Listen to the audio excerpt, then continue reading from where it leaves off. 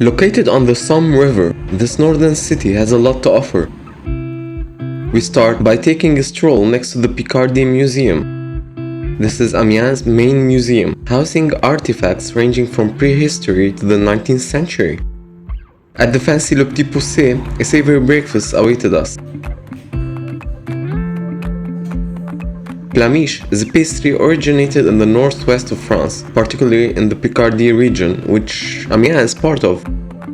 After checking the beautiful Hôtel de Ville, we made it to the famous Gothic cathedral that made it to the UNESCO World Heritage List.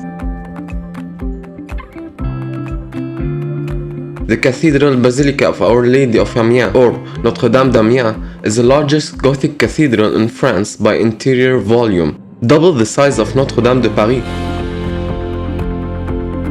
It was built during a time of great prosperity in Amiens, and it was intended to be a symbol of the city's wealth and power. Many fires over the centuries couldn't harm the architectural masterpiece. Its construction began in 1220 and was largely completed 68 years later. We then crossed the historical Somme River to reach a picturesque neighborhood dedicated to Saint-Leu. The district is crisscrossed by canals, earning its nickname Venice of the North. These colorful houses with exposed wooden beams line the canals and streets, adding to the charm.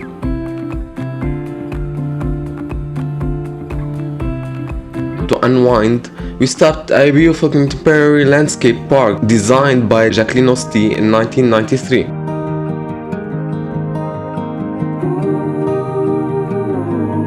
Nearby, the Ortillonnage of Amiens are a unique and fascinating network of floating gardens. They encompass over 300 hectares of marshes comprised of a multitude of small cultivated plots surrounded by water.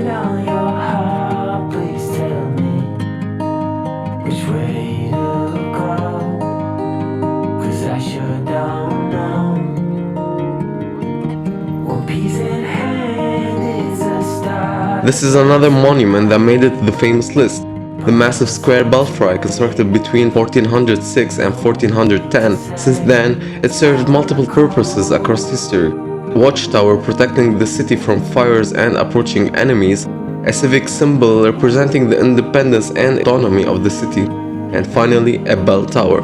The belfry was damaged during the World War II but has since been restored.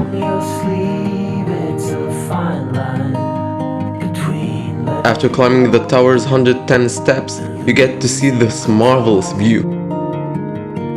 So I take my love and hide it away from those who steal till I find my way. At Jean Trogneux, we had the opportunity of tasting the traditional macaron d'Amiens, a local specialty dating back to the 16th century.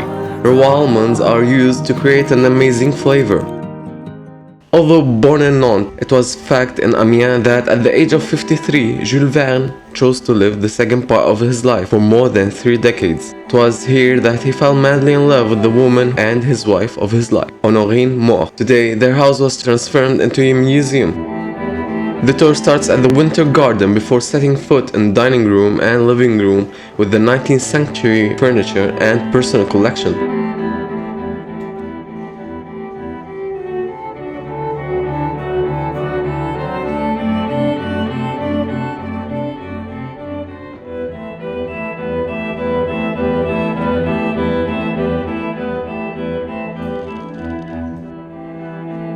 The editor who played a significant role in shaping Jules Verne's career was Pierre-Jules Hetzel, and this is his office.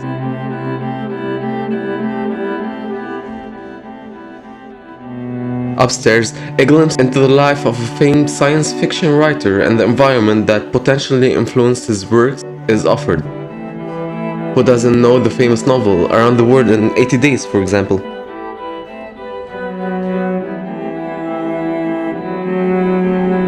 The attic is the final part of the tour and is dedicated to his famous works that were turned into movies and theater plays. Nonetheless, his life ended in a dramatic way, leaving a famous, fantastic legacy around the world.